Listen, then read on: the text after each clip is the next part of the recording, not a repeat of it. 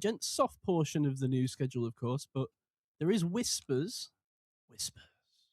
that Aaron Rodgers may be in Pittsburgh to be the starting quarterback of the Pittsburgh Steelers in 2026 this weekend. Could the Aaron Rodgers escapade of this offseason finally be over? Will we get him into some form of mini camp or training camp against his will, kicking and screaming? Will his potentially imaginary wife be happy that he's out of the house? These are all questions that will need to be answered. Gav, how are you feeling? Have you watched? Going to get done. Have you watched the Aaron Rodgers show on Netflix? On Netflix? No, I haven't. No. I think you should. I didn't. It was only someone at work told me about it. Oh no. And I can see where this is going. And I've got to say, he's.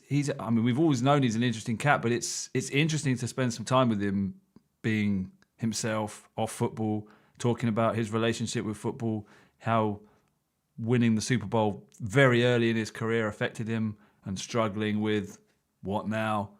I think I want him back. I think he will come back. I don't think he's done. So yeah, I'm hoping he does. I see a lot of hate out there. We had a poll, didn't we, that went out on the WhatsApp. I think it was like, I don't know, above 75% people wanting the Steelers to move on from him. I just think that's crazy. You've got a franchise level quarterback way ahead of anyone else mentally. You know, the body's failing. Yeah, he's a little bit of an esoteric character, but please, I much want this season to be helmed by Aaron Rodgers than Howard. And you know, it's too early for these guys. I think, you know, you want an experienced quarterback in there for me. So that's what I think. You know, Drew Allen's far from ready. Will Howard's not ready. Mason Rudolph never was ready. Let's go, Aaron Rodgers. Are you where are you on this, Ketts? I think you were closer to me on this, with kind of being over the Rodgers experience. Although I will say I do agree with everything you're saying, Gav. I can't argue with anything that you've said. I mean, I think it would be beneficial to everyone to have Aaron Rodgers in the building. I think the point that a lot of people are making, or maybe the frustration that's being expressed, is that we're just here again, you know, like where we just play in the Aaron Rodgers game. Feels like the NFL's kind of giggling at the situation a little bit.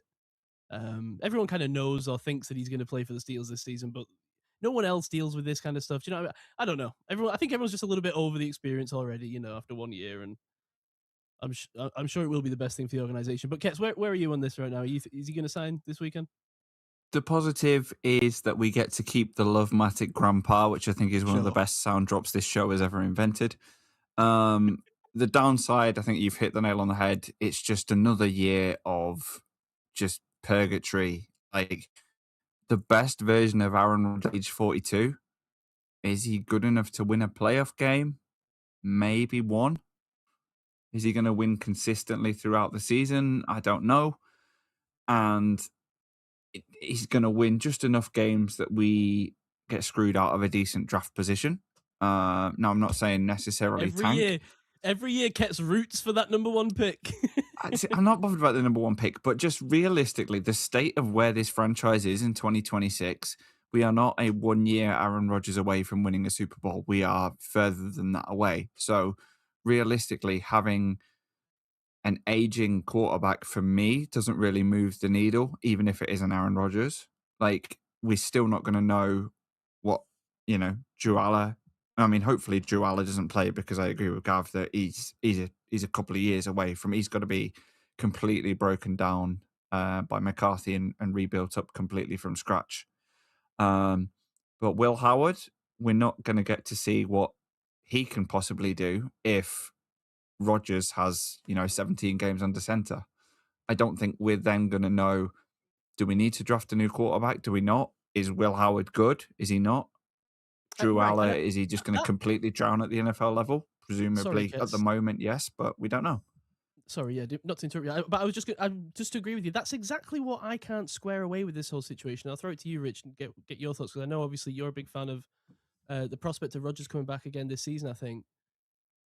What do you do if Rodgers does come back and does stay healthy all season and plays a full season, and it kind of goes the same way that we expect, or that it went last season, that you maybe get close to the playoffs, or under a new coaching staff, it maybe doesn't quite go as well, and maybe you end up in eight wins and you miss out on the playoffs or whatever, but you're actually no closer to discovering whether you've got a quarterback in the building. You haven't really seen anything out of Drew Aller or Will Howard. Does that matter, do you think, or should we not be sort of factoring that into our discussion with Aaron Rodgers? I just think it's a situation where we really don't have much of a choice, because I firmly believe if your guy is there and you really believe in a quarterback in the first round, I think you do everything you can to go up and get him, because these guys are just the franchise quarterbacks are just so hard to get. And there was only one guy there really that I could say would be worth that. And there's no way the Raiders were going to trade out of that position. And there's just nobody else. I don't think Ty Simpson was a safe enough pick to say, hey, we're going to trade some serious draft capital this year and maybe next year to go up and grab our guy. And I don't think anybody else was there that we could do that with. So we don't have much of a choice in this situation. Absolutely, Howard is not ready. Our best chance is Aaron Rodgers. And I don't know. Maybe I'm being a little foolish, but I felt like if we had a really strong draft and we could plug some guys in, that could start right away, that Rodgers could possibly take us deep into the playoffs. Because we haven't had an offensive mind like McCarthy in that building in a very, very long time, and never as a head coach, really. So I thought it was possible, So I am definitely in favor of Rodgers. I'm the type of person who I want to win. I don't care, yeah, it sucks if we get pick number 20 again or whatever, but I want to win. I want to see them win some playoff games. And I think, because of the lack of quarterback quality in this draft, I think Rodgers is our best bet. Yeah. And do you still feel that way coming out of the draft in terms of the players that we picked up and how that looks this season with Aaron Rodgers? Yeah, for sure. Yeah. I mean, because, if you have Howard sit another year, get 2 years behind Rodgers, that's just going to help him tremendously. And Aller, the same thing. He's nowhere near, ready to start an NFL game. I think so. I definitely feel the same way. And it's crazy to think that. Oh, sorry, Ketts. I was going to say, it's crazy that it's, McCarthy reunited with Rodgers. Surely we want to see what that can offer. As you said, Rich, I mean, they've won a Super Bowl together and they've got to 2. Sorry, Ketts. I was going to say, I heard a Howard interview earlier, and he was talking really positively about the kind of work he had done with Aaron, and the kind of discussions that they'd had. And he was talking about how Aaron's always there if he's got any questions, and the same with Ben as well, to be fair to him. He said Roethlisberger was there, if he ever had any questions about anything quarterback related. And actually, Howard sounded really impressive in that interview. He sounded like a guy who's really trying to learn and get the best out of having Rodgers in the building. So maybe if that's the case in the long run, then there might be a positive there. If Howard, who's already a national championship winning quarterback, don't forget, if he can learn under Rodgers for a couple of seasons. But my only fear is,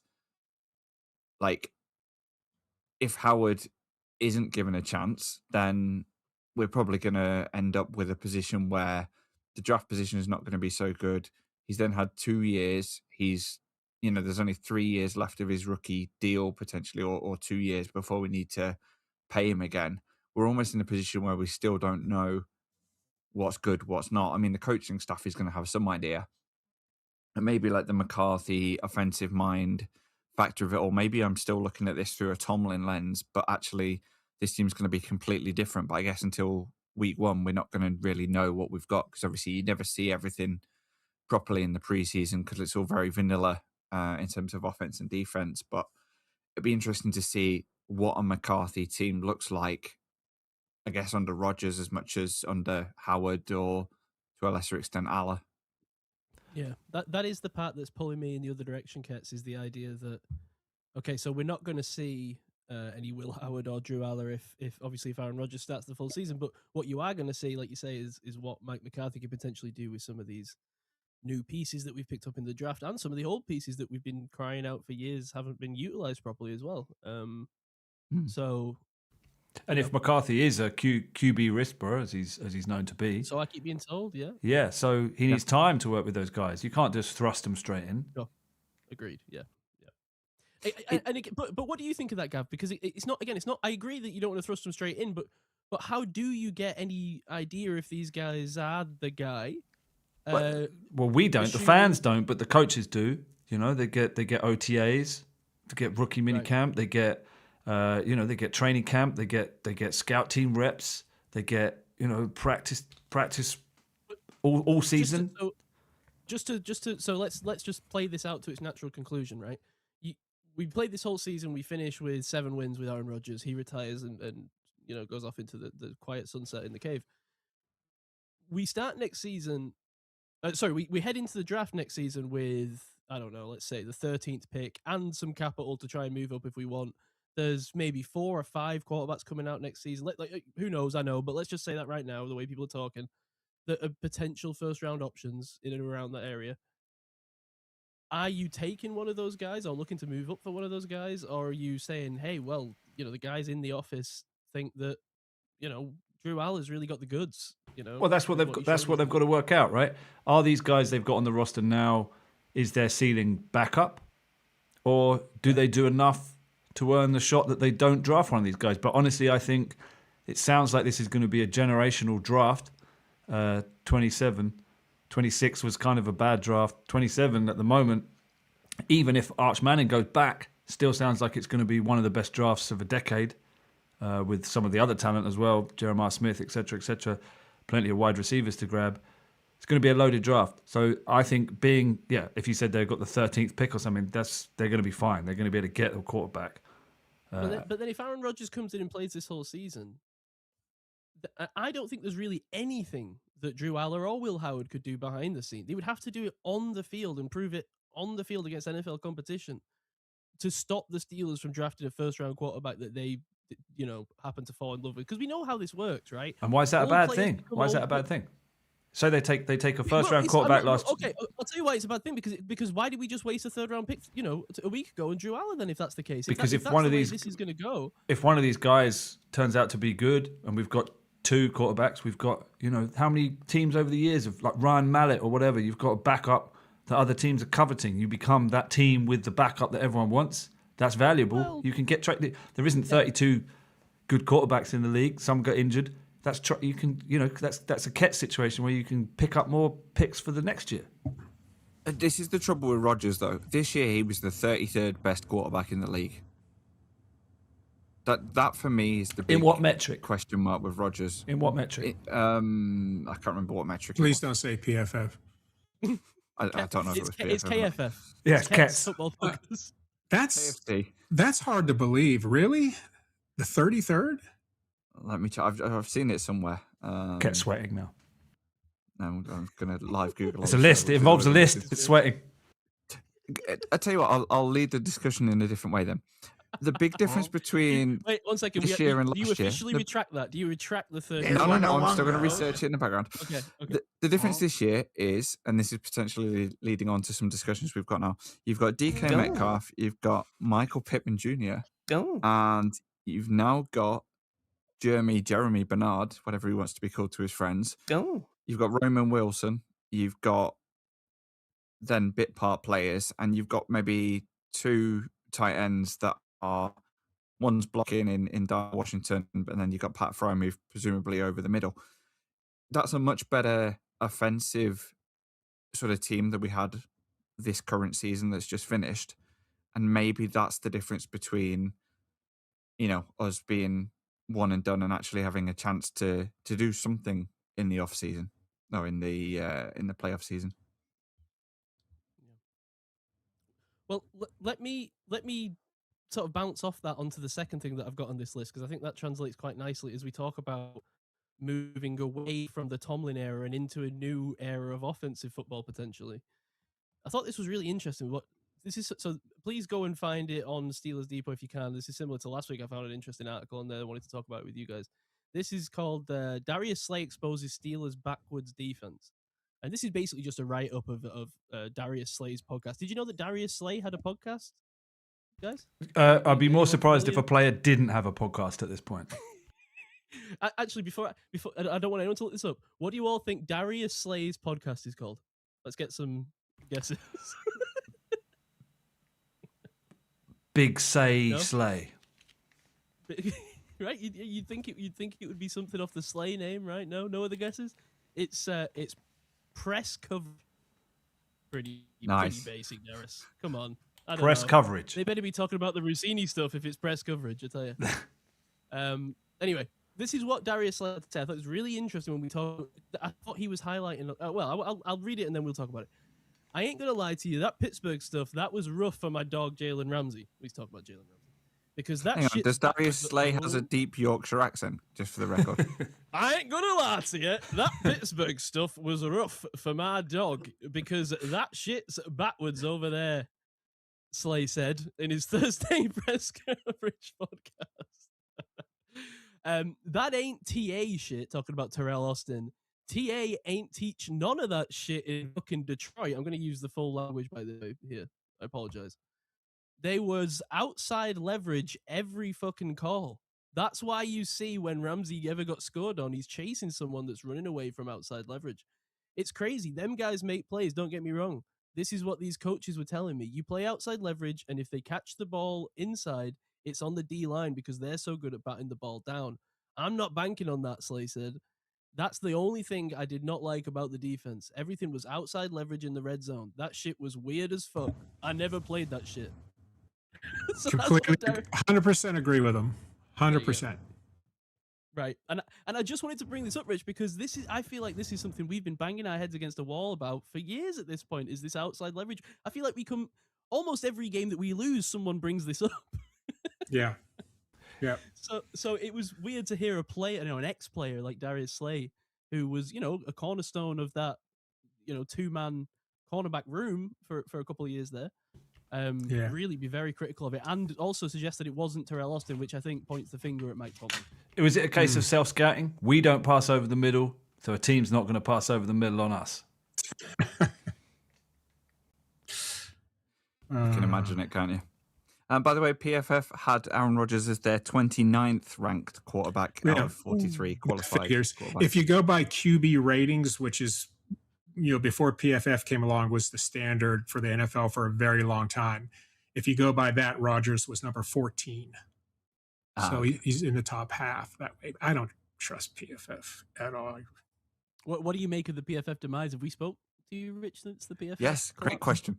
They have what? They're going under? What's happened to them? Well, they've been bought out by someone, right? Well, the usual thing has happened, Rich, where everybody that we should not like has actually benefited from this and been paid probably multi-billions of dollars. And all the people we did like from PFF, the more talking head types, have been laid off because they've closed all the media side of the business. So, yeah, so Teamworks is who they were acquired by for reported $130 million in March 2026. Wow. So what's his name is picked up a pretty pen in his son. Collinsworth. What's his name? Collinsworth. Chris Collinsworth. Thank you. Yeah, Chris Collinsworth and his apparently massively inadequate son. Inadequate, was that the word I was looking for? Maybe not. It's a great rumor started right there. Inadequate in what way? Did you listen to the podcast with Renner and Sam Monson and No. On the 33rd team talking about PFF after it collapsed? No, I'd like to. I feel like Rich would enjoy that. Yeah, you should check out that YouTube video. It was a couple of days after the news, or the next day after the news, they had Mike Renner on, and they just went over like they dished a lot of the dirt basically on management and what had gone on with PFF prior to all this going down, and yeah, sounds like a bit of a mess. But hey, this is why we don't accept corporate sponsorship, isn't it, Gav? Not yet. Well, although we are open to offers, so I'm not closing that door. Tom made a good point, or he said something which made me think something which I now want to ask, which is Tom in the chat put, unpopular opinion, I prefer Allah to Howard. Now, obviously, we're not doing the deep dive on Allah yet, but we haven't really seen Howard either. But what's your sort of initial take here? Like, who do you prefer? Obviously, Allah, the kind of big, toolsy traits guy, perhaps not the most accurate, maybe got some between the ears problems, maybe in terms of confidence. I'm not saying he's a diddlo, but in terms of confidence and bounce back ability, needs an arm putting around him and sort of breaking down some of his mental side of the game. Howard, on the other hand, mental side of the game locked down, winner, competitor, but doesn't have the traits. Definitely not an athlete. Doesn't have the arm, and maybe that's why Tom doesn't like him. What do you guys think, Si? What do you think about those two? Which stable are you? Which one's your boy so far at this early stage? You know, it's tough because I feel like people are swinging hard on Drew Aller in terms of, I mean, he's the Marmite of quarterbacks in the, you know, the discourse right now. Some people are just absolutely all in and they just will not let it go. The idea that he's been sculpted by God himself as the prototypical quarterback, and other people are just completely out on his game. So I want to do a bit more diving into Drew Aller specifically before I decide on him. I will say, though, look at the 49ers, right? Look at what happened over there. They drafted Trey Lance, third overall in, what was it, 2021. And then it's of course it's our guy Brock Purdy, who you would describe, right, as a little bit more of a Will Howard type, a little bit more between, obviously Would a you? bit more of a gamer. No, him. No. What I'm saying is not relying on his athletic tools, relying a bit more on what's between the ears. Different types of players, but he's whereas Trey Lance in this situation would be the Drew Aller, right? You look at the guy and you'd say, well, that's the guy I want as my quarterback. Okay, I get what you're saying. They're not comps, but it's like traits versus play. Yeah. Yeah. Okay. And not only that, but Will Howard, of course, is significantly less, obviously not quite to the extreme that the Trey Lance Brock Purdy situation was, literally Mr. Irrelevant to number 3 overall. But you know, Will Howard drafted in the 6th round, Drew Aller drafted in the 3rd round. There's now more invested in Drew Aller. He's a newer pick. He's coming in and been drafted by this regime. So is there something to that, and the idea that, like you said, with Mike McCarthy being this QB whisperer, do they really want to just get this guy and mold the traits? We shall see. I just don't know how often you see that work. Maybe Josh Allen is the only example of that ever working. I don't know. Maybe the old heads could tell me if there's some people that I'm not thinking of. But you know what I mean? Like, I don't know. We shall see. What I'm hearing isn't great, but I do want to watch a little bit more Drew Aller and see exactly where the deficiencies in his game are and how fixable I think they're going to be. I think his ceiling is Josh Allen. His floor could be Josh Freeman or some other similarly named Josh-based quarterback. Aller is such an he's a Josh ceiling Rosen. pick, Oh my god. whereas Josh Rosen, yeah, great shout. Cautionary tale of the hot tub in the second floor apartment. Sorry, yeah, because Drew Aller almost needs to control alt delete his entire like Penn State career in a way. Just really go back to you've got the tools, you've got the arm to play in the NFL at a really elite level, but you almost want to forget everything you've been taught at Penn State, be completely broken down on like day school again, and then just taught the basics from scratch by McCarthy and Tom Arth and similar like offensive minds that can just make the game easy for him and take the pressure off him.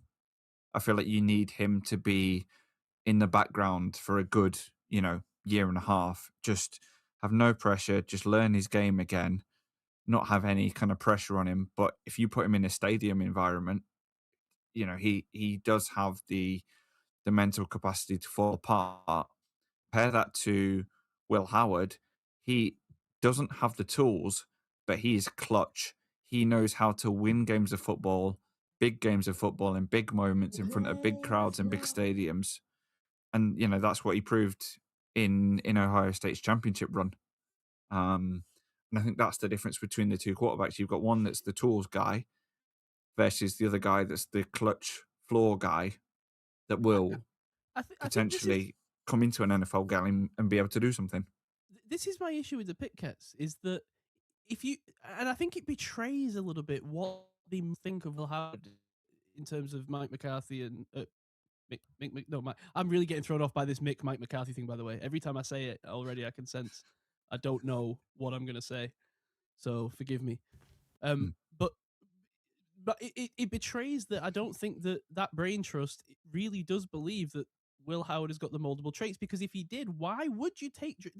My problem isn't with Drew Aller. Like I say, I don't think I've gone deep enough yet to really form a full opinion on Drew Aller's game. And I doubt I'm probably going to be able to do that with until we see him on the field in preseason at least. But what I'm concerned about is the value of the pick, and maybe it sounds like I'm picking hairs a little bit. Maybe I am, but we did the exercise last week on the show where we picked Drew Aller was still a valuable, like relatively premium pick. I wouldn't really have had a problem with taking Drew Aller if he was there or whoever the quarterback you want in the 4th round of this draft. But in this draft, where you saw, I'm worried that what we're doing is we're just kind of taking a guy with traits because we've hired Mike McCarthy and he's, you know, the quote unquote QB whisperer, and we want to give him sort of something to do for a year. It's like, well, is there a plan here, or are we just throwing a pick away high in the 3rd round? If you want to do that in the 4th round, and if we start getting to day 3, okay, fair enough, especially in this draft. I just felt like there was guys on the board there at the top of the 3rd round that could have made an impact, even on special teams, right, in year 1. Like, there's guys that could have been making a serious impact on the team that I don't think Drew Aller's going to do. And maybe this rant's going to sound ridiculous if Drew Aller turns out to be Josh Allen, obviously. But I just, it's about the plan more than it's about the player, right? I'm not dishing on Drew Aller. It's about like what is Omar Khan trying to do here? Because for me, it's a 3rd round pick on a guy we're not going to see, and he's going to be replaced before he gets a chance to show us anything. In most likelihood, it's the optics, and maybe this leads nicely onto Mr. Iheanachor. No, it doesn't. I want to hear from Rich about the draft strategy. So yeah, that's what I want to hear. This draft strategy. Before we deep dive onto Max, I want to hear from Rich what he thinks about this quarterback situation, but then also the draft overall, because obviously we haven't heard from Rich yet about that. Well, I agree with pretty much everything that's been said so far. One thing I don't understand is definitely for my money, 3rd round is too high for him. But if you wanted to use one of those 3rd round picks, why did you use the first one? Why couldn't you try to take him 9 picks later, or even the last one? Like, you really don't think he would have been there? Like, I would have loved to see them draft that LSU safety with that pick. I just... You know what that says to me, Rich? Sorry, go ahead. Point. What that says to me is that someone in that building, whether it's Mike McCarthy or whoever, I have a suspicion it's probably Mike McCarthy, has conviction about Drew Aller. The fact that they didn't wait until the 2nd or 3rd pick in the 3rd round. Sure, they didn't want to take him in the 2nd because we knew that they had those 2 needs. But as soon as the 3rd round came and those 2 needs were filled, Drew Aller's name was top of the list. It's like fantasy, though, isn't it? It's hard to know when these quarterbacks are going to go off the board. But I'm with you, Rich. It felt like from every mock draft I'd done or seen, or it felt like they reached there. But who knows? They know who's done the homework on the quarterbacks, and maybe they were just worried that if they waited, someone else would draft those traits. But carry on. Yeah, I just felt like he just fit into a mold of about 4 different quarterbacks in that draft, which, one of them would have been available in the 5th round, I think. I just don't think, I know that the Steelers organization has always been enamored with intangibles, and I know they like his size and arm strength. But I just didn't think, he's never come up big in big games. When big moments, when you really need something, he doesn't come through. He just doesn't. And Howard does. Howard has proven already that he does. Yeah, he doesn't have the cannon. Howard, he doesn't have the big arm. But I like him much better as a prospect because he has come up big in big moments. That's my biggest reason, honestly. I want to see these guys excel when you really need to excel. You have that Ben Roethlisberger drive in the Super Bowl against the Cardinals. Are going to be able to ever do something like that? Hey, he hasn't shown it in college, and I just, this brings a bigger point for me to the whole subject we're speaking of. I don't think we have a captain of the ship.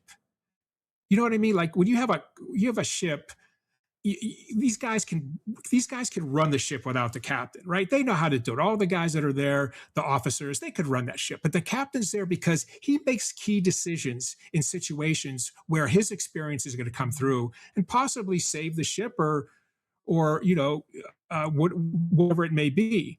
I don't feel we have that. And let me give you a real quick story. And I'm sorry I'm taking so much time. The 2004 draft, right?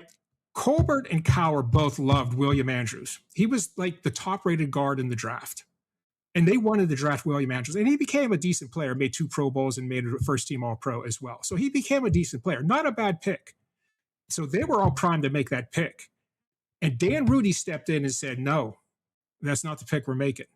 We're drafting the kid from Miami of Ohio. We're going to draft Ben Roethlisberger. That's the captain of our ship right there, making a decision based on his football smarts and his experience. And I honestly think the greatness of the Steelers died with Dan Rooney. I just don't think we have that captain right now.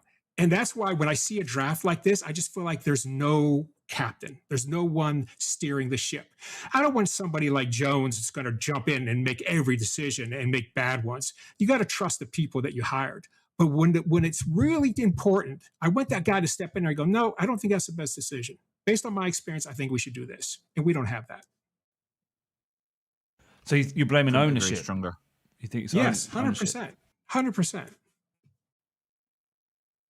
There's been rumbles, though, hasn't there? But the ownership's the problem. They're not opening the wallet. So do you think it's the Rooney family need to move on? And well, I mean, a son always ends up taking over. Maybe one of our junior sons, at some point is going to take over. I just don't see them selling, And then not to say that we'll never win again, but I think we've missed some key moments over the years. I think we have. I think we made some decisions that weren't the best decisions, and that's a snowball effect. When you have a very competitive league like the NFL, it's a snowball effect, and that could kill you. So you're putting it more than money, than spending on facilities and coaching. You're saying it's actual. The problem with ownership is they're not taking the bull by the horns and really directing the team.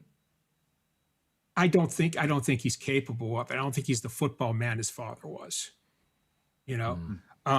So he's going to trust those guys that he hired under, which you should trust them. But I just think, we got lucky. We got spoiled with Dan, because not all football owners are really football men. A lot of them are just investing in the team and hoping to make some money out of it. And maybe they love the sport, but they don't necessarily know the game really well. And Dan Rooney knew the game really, really well.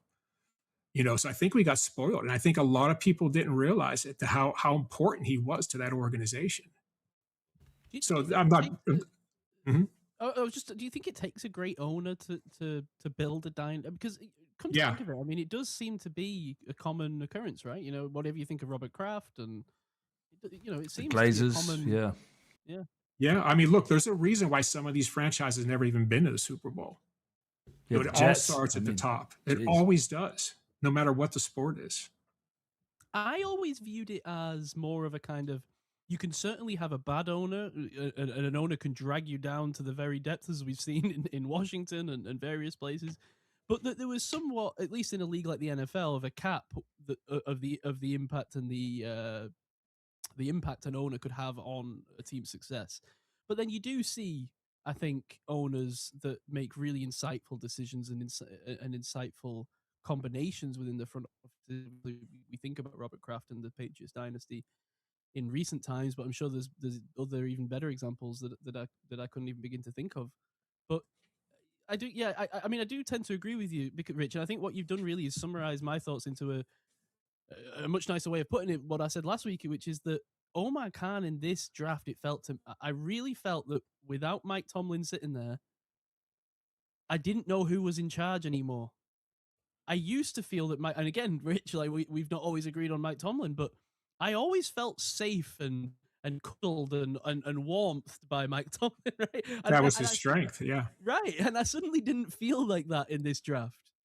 And what you're saying about Dan Rooney, right, is a very similar kind of thing, and I agree. Who is in charge of the hen house right now? I'm exactly that. It's let me tell you in one word: accountability. That's what the Steelers do not have and haven't had in the time that I've been watching them. Tomlin was underperforming. Who was he accountable to? Not really anybody. He performed badly. They gave him a 2-year extension. Look at Colbert. Who was he accountable to? He made 6 or 7 poor first-round draft picks. He was allowed to make one more poor first-round draft pick in Kenny Pickett on his way out. Which other organization out of the 32 teams would have allowed him to make that first-round selection or even be in charge of that draft? And then you look at Omar Khan. He's come in. He's having to be fair, he's had to try and do the job with his arms tied behind his back because there's so many areas of this roster and this team and this organization now that need improving. He's almost had to gamble by paying all these older dudes to try and keep this team competitive, because that's what ownership have said, keep the team competitive. But I agree with Rich, like the newest iteration of the Roonies haven't really said, okay, well, this is how we're going to do it. So the ship, to use Rich's analogy, is kind of just drifting now. And, we're looking at, is Aaron Rodgers aged 42 the answer to turn this ship around and lead us to the promised land? And it's like, in what world does this organization think that that's the right thing to do for the future? Even if Rodgers plays absolutely amazingly, he's not going to play next season. So we either win the Super Bowl this year and get Cam and TJ and all these guys, a ring. And then, okay, well, we've got 7 now, so that's acceptable. But then you look at the future of this organization. What future? Even if we win a 7th ring, all of a sudden it's yeah. Where did we go from here? We're not going to win an 8th ring tomorrow, are we? I think Mike McCarthy's a new captain, isn't he? He's 62. He's got some time left. He's not done. He's got some things he wants to achieve. I think he wants to prove that the Dallas experience was a blip, and he's a good coach. I think he's the right man for the job. And this is just a beginning. We're just in the primordial soup of the Mike McCarthy era, and I think he can help guide the Roonies. And I for where we are at the moment, I'm putting my chips in McCarthy. I think he's the man to lead us. I trust him. He's an experienced coach. I really hope so. But even then, you look at ownership accountability. They didn't even properly interview any of the other head coaching candidates at a time where the Steelers have had 3 head coaches in their history. This is a massive decision, and it was rushed. And they went, I don't know if it's rushed. If I'm hiring a guy for my team, I pick the best man for the job. I try to avoid an interview process. I don't need an interview process. I know who the right guy for the job is. They went after their guy. They ticked the boxes. They did the Rooney stuff. They went for their guy. The boxes. That's this franchise summarized perfectly. They ticked the boxes. Did they tick the boxes when they hired Mike Tomlin? Like, what if they'd have done the same thing? When they did tick the boxes, but he wowed them in the interview so much they gave him a shot. Right. Well, no one had the chances here because Mike McCarthy was pre-chosen. Because there was what in their eyes was the perfect candidate, the guy that's going to create an offensive scheme that's going to work, that's going to groom some quarterbacks from Pittsburgh.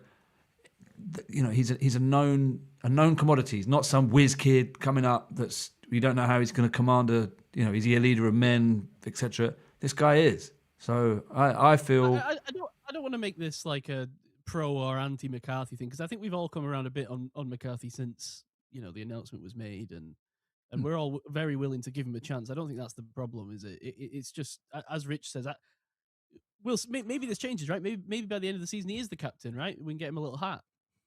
But right now, he's not. And it doesn't feel like there is one, and you've got to be honest, Gav. Like where Mike McCarthy's sort of public stock was at after Green Bay, he goes to the Cowboys, and whatever you think of his tenure there, it didn't end successfully, and he was kind of a very willing, almost memeable participant in Jerry World. Exactly. He was fighting against ownership in a different way, an overbearing ownership that refused to pay the defensive players and pick players in the draft. Here, he's got more control. He can exude more power because I think, as you say, the ownership is a little weaker. So he can fill that gap, fill that void, take over the overall strategy. I think we could be looking at the man here. Or it could all crash and burn and, 2 years' time we're moving on and we are getting the Shield House or whatever he was called. But let's give this a shot. Let's have a leader in. Just one quick technical point. In the first round of this draft, the Dallas ownership still had power over who McCarthy was able to pick. Very true. Very true. So we didn't talk about this last week because I hadn't heard this discussion, but there's since been sort of rumors and stuff. Is that the case? Has there been a leak in Mike McCarthy's staff that someone messages someone in the old building and says we're going to pick Mekhi Lemon here if you want him?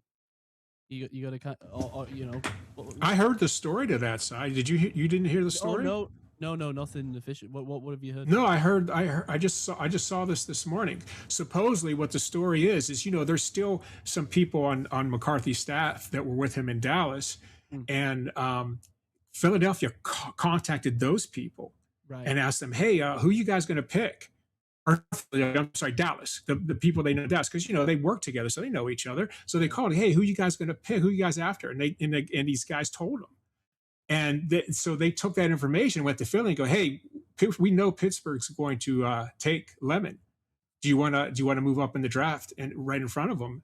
We'll make a trade with you, and you can grab your guy," because they knew Philadelphia was looking for a receiver. So they used that information to better themselves in the draft and screw over the Steelers. That's what the story is. That's what I'm hearing. Yeah, that was much better retold. Thank you, Rich. But that is what I had kind of gleaned as well. I couldn't get it straight in my own head. I was like, wait, how did the Eagles? But yeah, the Cowboys have the connection, and then they reach out to the Eagles because they know that they need a receiver, and that's how that ends up happening. Who knows if that's just conjecture or if that's like some sort of confirmed. Well, it's definitely not confirmed, but if that's who knows. But it makes a lot of sense. Fire. It makes a lot of sense, right? Especially a situation where the Cowboys and the Eagles, we've seen them trade before, but you wouldn't normally expect it. So to me, that suggests that there are people in those buildings talking with each other about what the needs are and trying to make deals happen. So I don't know. I'm sure there's a lot goes on. I tell you what, it'd be good to be a fly on the wall in these draft rooms, right? Yeah, I saw a video yesterday of Carly Gordon just what's the general manager called over there? I forgot his name now. Anyway, he leans back. It was Ballard, but it's not anymore, is it? Who is it? No, Chris. No, it is Ballard. Is it Ballard still? Yeah. He because he keeps getting. How you can't keep getting away with this? He survived Anthony Richardson somehow. And he leans back on his chair and he's like, looks at because should we take the linebacker or the Mike linebacker or the D lineman here? And she's like, yeah, let's take the Mike. And he's like, okay, yeah, we'll take Dale. It's like, okay, what's going on here? But maybe that's what we need. Maybe Carly Gordon is the captain that we need. I don't know. Maybe. I guess it depends who the captain is, right?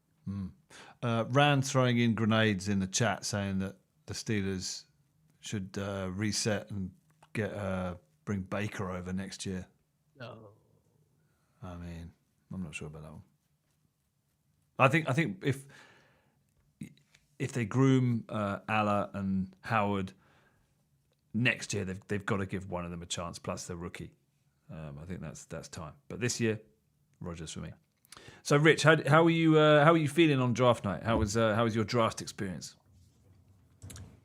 A little underwhelming at first, because most of these guys I haven't really studied. I studied Aller and I studied, the quarterbacks and the running backs for our pod.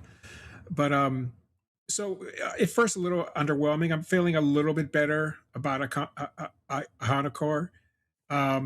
Still think it was a bit of a reach. I think in essence, our draft was basically a gamble. I think there was a number of people we reached for, and I think it could end up being, really great, or it could end up being one of the worst drafts we've had in a long time. It's I think half the picks were a gamble, to be honest with you. When I say gamble, I mean I think they were picked before, the big board suggested they get picked. And the thing about the big board is it's interesting because the big board is, if you look at the history of it, when the Steelers go against the big board on their first round pick, they have about a 20% hit rate. And when they go with it, they're very successful. So there's something to the big board. I don't know what the secret is. All these football experts supposedly, they get together and then they combine everything, and that's how they figure out what, they use an average, and that's how they figure out the big board. But the big board is surprisingly very accurate over the years. It's more accurate than not. And I just thought that was interesting. I read today when the Steelers go against it in the first round, they have about a 20% hit rate. Yeah, I think that's how a lot of these kind of, whiz kid GMs, if you will, in the last 5 to 10 years have ended up doing, or on the outside looking in, doing so successfully and being praised as these kind of, Howie Roseman, and is because a lot of them have cracked that they stick to the consensus board, or at least they kind of mold it to their needs, of course, but they're not as willing to stray from it as other teams. And I think this draft, especially may have been a slightly weird one, with obviously people saying it was a weaker draft and it didn't have as much depth, and so I think teams were sort of, we saw it with the tight ends, right? Teams were just really happy to just go and swing for their guy, even if they thought, especially the Jags. I mean, dear God, they were taking guys 300 picks before they were on the consensus board. But I think you saw more of that this year than you probably have seen in the past, and I think even more than you will see going forward, just because of some of the weird quirks of COVID and whatnot, and the older guys coming out. But I think broadly you're right, Rich. I mean, think of the guys. Who were the guys that jump out to you that were really crazy reaches in the first round? I always think Terrell Edmonds is like the big one. Oh yeah, Artie Burns. Artie Burns had a late second, early third round grade. Right. Yeah. Was there any tackle? I can't think of any tackles or offensive linemen that you would classify as a reach in the first round the Steelers have taken. What was Jones? What was he rated at? I don't remember. He was a first round talent, I think, but he was the upside, the raw upside guy compared to some other better prospects. Yeah. You know. Yeah, I didn't like him. I didn't think he was pro ready. I thought Fautano was pro ready, but I didn't think Jones was pro ready. Yeah, Jones was very raw coming out of Georgia. Yeah, I don't like that with a first round pick. I just think there's so much talent on the board. You got to really try your best to hit on that pick, you know. And so this guy, I think this guy, for me personally, he sits somewhere between Jones and Fautanu. I don't think he's the risk that Jones was, even though Jones may have played more football. But I just looking at his tape, I watched about a half hour of his tape today before the pod, and I don't think he's the reach that Jones was, but I think he's I'd slot him somewhere between the two. Right. Don't want to get too into Max yet because we're going to go into him more in a minute. But I was quite interested, Rich, when this draft was over, where did you rank it? I mean, I think personally, the class as a whole, not just the Steelers draft, but the whole class is the worst class that I've kind of seen since we've been doing this pod, and maybe for a good while before that. Where do you think that the class sits overall? Firstly, yeah, I would agree with you. I mean, because you look at the big position in the draft. What is the highlight position? Is quarterback. So when you have one guy that is, it feels like, most people believe like, yeah, this guy could be a good NFL quarterback. The rest of them, and you look at the running back class, kind of the same thing. You have one guy that's probably elite, like probably going to be a really, really great NFL running back, and the rest are like, maybe we'll see. Yeah, I mean, overall, I would agree. I think it was a poor class, and maybe that's why the Steelers felt compelled to reach on some of these picks, because some of these picks have a high ceiling and a very low floor, so yeah, who knows? I don't know, but I agree with you though. I think it was a pretty poor class overall. So then where were you left at the end? Were you kind of, this is a terrible draft for the Steelers, or this is okay, or? No, I don't think it was terrible at all. I really like, well, I don't want to get into it because we're going to start talking, but I put it around, it's like a B minus, B minus, and I think it has a possibility to be an A if these guys hit. I just don't know if they're going to hit or not, but I'd say B minus, I would dress. So I didn't hate it. Okay, that's good. So there's been drafts that you've thought have been worse in the Steeler drafts? Yeah, Steeler drafts, yeah, in the history. Yeah, because you put a lot of emphasis on that first round pick, and I think there's been some, but they just blew it completely. And I don't think they necessarily blew it completely with this one. We'll see, but it feels like this guy, at the very least, just looking at his feet, this guy feels like he could be a good guard. Right. If they have to make that change. So I think this is, pretty decent pick. All right, cool. Yeah, let's move on into talking about these two guys. But I do want to just mention that Jason wanted to get in here that it's Wakefield versus Birmingham Part 2 this weekend, and he's put in quotes, "This time it's Wakefield." So shout out to Jason. Did he play again? It's Birmingham Bulls, yeah, and Callum will be out there presumably kicking and cornerbacking. I didn't realize it was this multi-game affair. I thought it was a one and done thing. Home and away, I think. Oh, right. I didn't. Oh, Okay. So for anyone not aware, this is Jason, our kind of godfather of our official fan group, and then Callum, one of our strongest members, head to head in British American football. So yeah. Yep. And shout out to the York Centurions, my old team who played in Roses. This was an interesting moment for you, Gav. I got in the car on Friday to drive down to Bristol for a stag do, and I get in the car, and what's on the radio as I get in the car? York University radio coverage of the York Centurions playing the Lancaster Bombers. Why and how is your car tuned to that radio permanently? It is. Yeah, the car is tuned to York University radio when I get in it. Yeah, but still, the timing interesting. Yeah, that the it's a American sign. football game was. Hey, you've got your coaching badges, right? Maybe you can get back involved. Why haven't they invited me? Yeah. Yeah. Interesting. Wait, you've got coaching badges? That's sorry, that's the string I've got to pull on just to find out a bit more about this. This is a long time ago now, to be fair.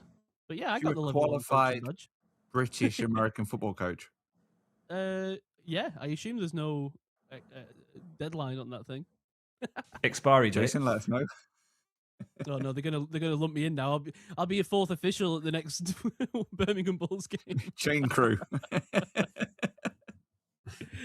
All right, let's get into talking about these guys. I'd love to see your emotional side come out in your coaching. That would be quite fun. Yeah. Don't. I've already threatened to bomb upwards of 3 to 4 things this week in front of Chloe. Okay, let's not go there. That will get us shut down on YouTube for extremism. Let's not do that. Okay. We're allowed to joke, YouTube. No, you're not. It's very serious. No. Everything's serious on this platform. Right. All right, let's talk about these guys then, shall we? Let's move on very quickly. Oh, no. But will you stop talking? All right. Max Iheanachor, first round pick. They were gazumped, right? Not the pick they wanted to make, but is it the better option? How do we feel? Is maybe this worked out? I don't know. Who wants to go It may first? have. Yeah. It may have. Yeah, because of what they did in the second round. I thought that was a great move and made up for it. So, yeah, I think it might end up being better for him. I mean, I think he's athletic, right? Athletic frame, Max. Played right tackle mainly, but well-proportioned, distributed mass in his body. I like the way he looks. Like, do you know he's the exact same height and weight as Marvel Smith? But Marvel Smith had a bit more mass around the waist. Hang on, I've got some pictures here to show you guys. Let's see if I can do this. Oh, nice. Yeah, go on. You carry on. That doesn't work in an audio format. Doesn't work. Reacting Yeah, to exactly. the YouTube picture. Oh, nice. In terms of positives, I know his footwork has been commented on quite widely.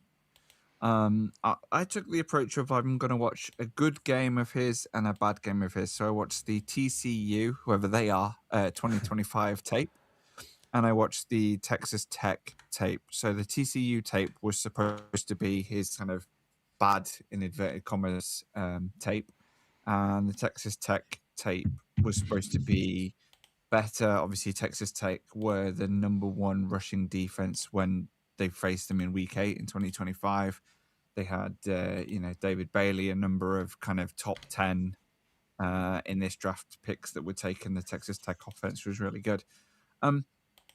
The thing that's kind of stretched out to me, or stood out to me rather, he tends to always take if there's an outside and an inside option, he seems to always take the inside option.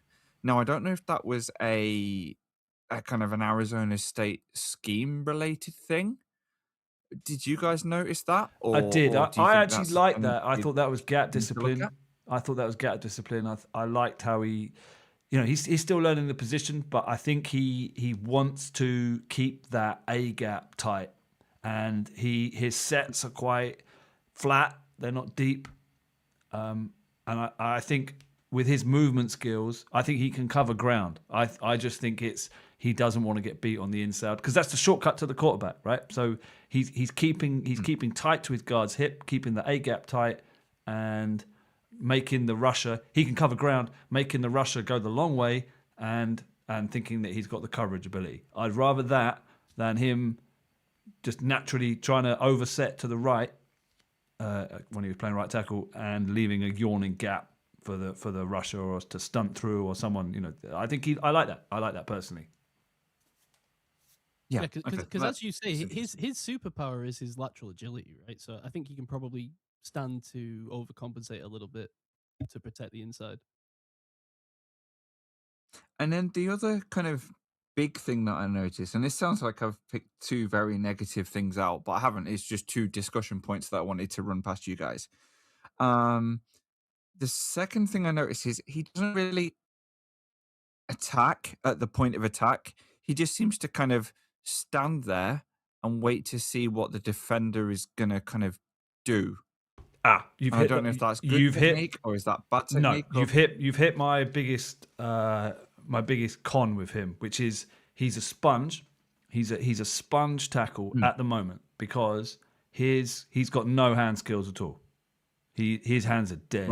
Right? He's got quite good timing, and what he does, he chambers his hands. So he's got the quick feet and he mirrors, right? So he's positioning himself quite well for a guy that's relatively new to the position, and his strike timing is pretty good. Like he won't engage and then re-engage. He doesn't have that ability. He's got virtually no hand fighting skills at all.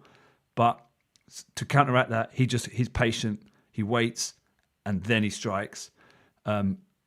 Yes, that's the thing I'm most worried about. He needs refinement.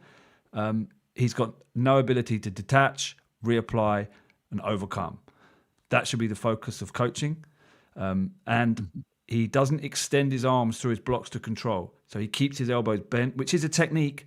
But at some point, you want your tackle just to go, right, I've got you, I'm gripped, and I'm going to extend and control and talk and overpower. Doesn't do that at all.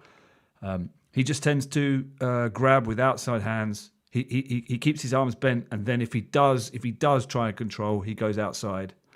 Poor technique. 29th percentile arm length. But he's got 73 percentile span. So he's got width, but no length. So arm length is more of an issue when engaged or punching rather than like laterally blocking. But it's definitely something he's got to overcome. Yeah, he's a sponge in pass pro. He nullifies rather than dominates.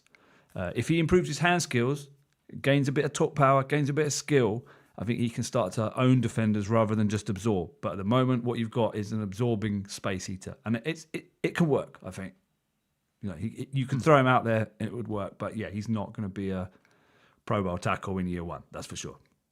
He wants to keep his feet alive, right? He'll keep his feet alive. Great, amazing feet, especially against, like we saw it against David Bailey, speed rushes. Yeah, he can hold up against a spin move. He's not going to drop anchor. He's not going to use his grip arm and anchor and just nullify a guy like that. He's going to keep alive. And I think that's why they like him. He's like a mobile, he's got hit the range on his first step. Amazing. Covers ground really well. But just that the depth of his sets, how he's counteracting speed on the outside, that all needs work. It is like a very moldable clay kind of thing. He's got the natural ability in the movement, needs to work on his arms. There you go. That's my assessment. For anyone listening to this that hears that and thinks, oh, well, is he maybe not, well, let's just put it an easy way. Is he a soft tackle, right? Like, is he? I don't think that's true at all. I mean, I think he strikes me as a tough dude. Like, he seems to go after the whistle. We saw that in the Senior Bowl, right? When he goes after that dude, and I think everyone's seen that rep at this point. But you see it on the tape as well. Like, he dives in after dudes, and he's going and he uses the agility, not just lateral but vertical as well, to get up and down the field and when plays break down and stuff. And but I agree that because it says I was reading the Beast today that he models his game after Penei Sewell, and that's something that Penei Sewell I thought did really, really well when we watched him coming out that year, was just extending his arms and just dominating the dude. And like, he dominated dudes into stand Z at times, right? Penei Sewell. And if you can get Max Iheanachor to do a little bit of that, like just his hand placement and use the. I mean, look at his thighs. Jesus Christ, the push that those thighs could get if he could just, like you say, get that strong held grip and force behind it. Yeah, you're talking about the YouTube picture I got up there with Marvel Smith, right? I mean, you can see they're the exact same height and weight. You can see that Marvel Smith's got a little bit more in the gut, right? I don't know if he's got a belly pad on there and Max hasn't, but I mean, that's an athletic frame on the left there. That's more athletic than Marvel Smith, and Marvel Smith was a damn good tackle. So there's hope in terms of just the measurables, but you can even see on the pictures there that Smith's got longer arms, right? Yeah, and I think in person, I haven't even seen him in person. We should ask Mac, who has seen him in person, right? But I think just like when you watch him, I suppose without the pads, I get, because I was watching the combine workout today. Like he looks even more thicker than I think than he does in those photos. Like he looks very tree trunky even for a tackle. I know obviously that's kind of the prototype, but he's got like even amongst tackles, like very thick legs, and it looks like the strength in his core is quite low. The center of gravity would be quite low. That's body corner with Simon.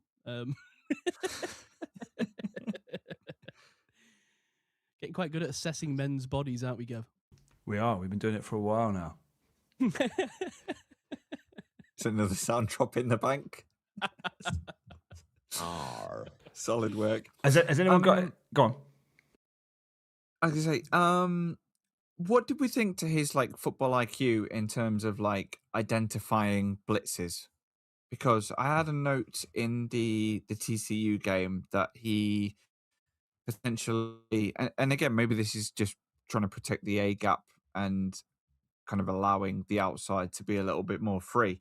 But there was a potential, well, there was a sack against TCU, and I thought there were kind of three. It was a bit harsh on him, really, because there were kind of three defenders kind of outlined in and around him, and it was a case of which one does he block and which one, was going to inevitably get past him.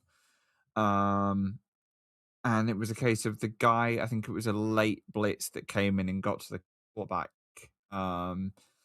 So do you think, I didn't think that much to the Arizona State offensive line generally. So maybe it's a communication piece, and maybe that would be solved by, the Steelers center as an example, that's very good at identifying these kind of stunts and blitzes and calling these out and making adjustments at the line of scrimmage. I thought he was. But I just wondered what we thought about his intelligence. Well, I thought he was the best player on that line, at least the standout guy when you're watching him. Maybe more from a physical point of view. I mean, he's very fast, very good mover, and he's very explosive, and that just pops off the tape. And I think he just, as I said, he was disciplined. He just stuck to his guard and let things develop out one way, and that helped him. So I think we haven't seen the best of him. He's still learning the position. Rich, what do you think about him compared to Brojo? You were saying you thought he was in between Brojo and Fautanu. Yeah, I just think he looks like he's more pro ready to me. His pass protection already, I think, is better than Brojo's. I think where this guy needs to work is, I mean, he's not perfect in pass protection, but I think he's pretty good. But I think he needs a little work on his run blocking. What I noticed right away off the tape is he's high in the air. And when you're a big, strong guy and you're not playing against pro competition, you can probably get away with that most of the time. But he's going to need to learn a little better technique when he's driving through with his run blocking. But I agree with everything you guys said. The only thing I would add is, of course, with his feet are super impressive. And for me personally, that's my most important quality with an offensive lineman is his feet. And he does have really great feet. It jumps right off the tape at you. But what also really jumped out at me is he keeps his body weight centered really well along with those quick feet. You don't see him go over his toes. You don't see him go back on his heels. He's always centered while he's moving quickly. And that's as impressive to me. So I think, I think I agree with what you said with his hands, Gav. He definitely needs some work there, and he gets a little wild with his hands sometimes. But I think that can be coached. Quick feet, that's God given. So The hand stuff, I think he could be coached up with that stuff. So, you know, yeah, I just pretty much agree with what you guys said. I think he's definitely a better pick than Brojo. You guys know I did not like Brojo the moment they made the pick, but this guy, I think he's going to be okay. And he's fat, man. When he gets out, they pull him too. They pull him occasionally, and he gets out quick. So, like I said earlier, this guy doesn't work out a tackle. I think he'd be a good guard. Yeah, he's got all the foundations, right? Like, it's hard to teach someone if a guy's got heavy feet, 6'5", they're probably not going to get any quicker. So he's got literally a solid base, right, to work off of. Yeah, to for build sure. up, to build upon the balance, the movement. So, yeah, I like the pick myself. What I find interesting about all this though is the Steelers are all over the map, like on in terms of drafting a type of tackle, like raw athlete Jones, small school technician Willie Colon, huge monster Mike Adams. They've tried them all. Like, they've had different results. Like, what does it say? Do they know what they're looking for? Like, is this like a real problem in terms of Steelers draft? I mean, who have they drafted that's been a success? I mean, Trey Essex, Chuks Okorafor, both third-round picks. Brojo, Starks, yeah. Fautanu, round one, the book's out. They went for some poor athletes for a while that had good production. Dan Moore, 4th round. Marcus Gilbert, 2nd round. Gerald Hawkins, 4th round. They're subpar. Then you had the small school technicians that they took a shot on. Willie Colon worked out, round 4.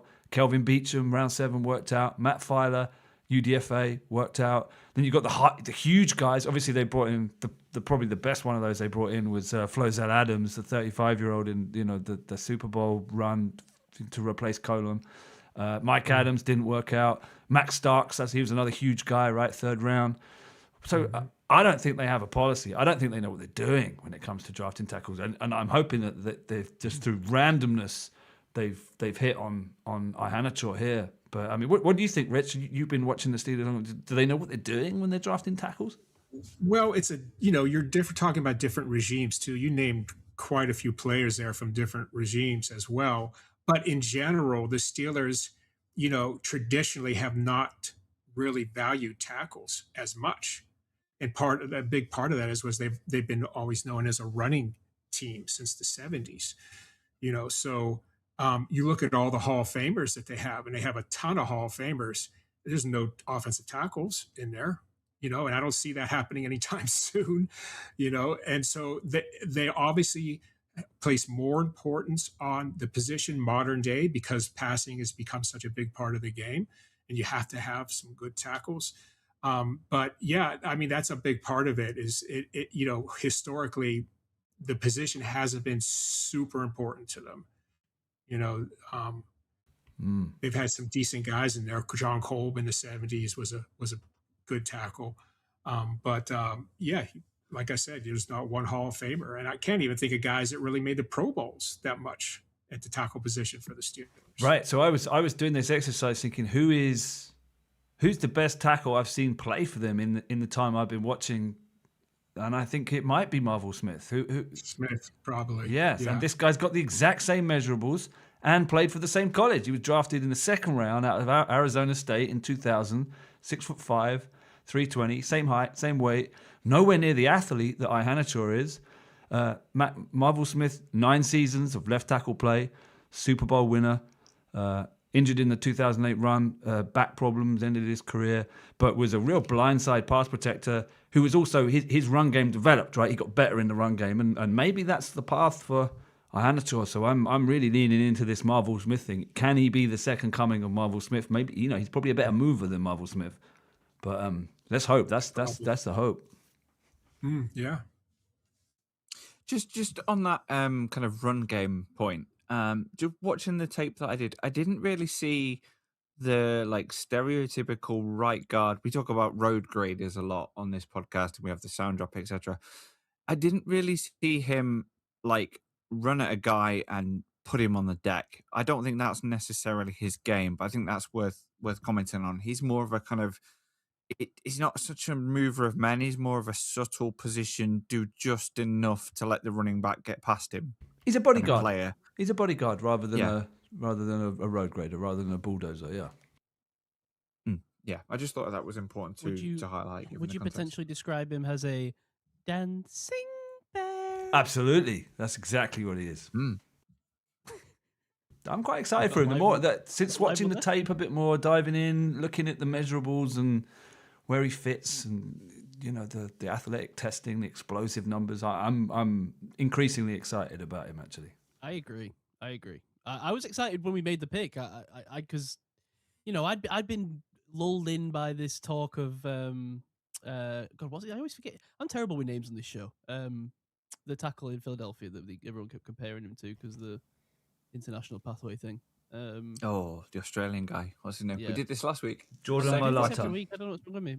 Jordan The thing is, Mailata. I'll talk to Chloe later on, and I'll have no problem reeling that name off. But for some reason, as soon as you put a mic in front of me, I can't remember anyone's name.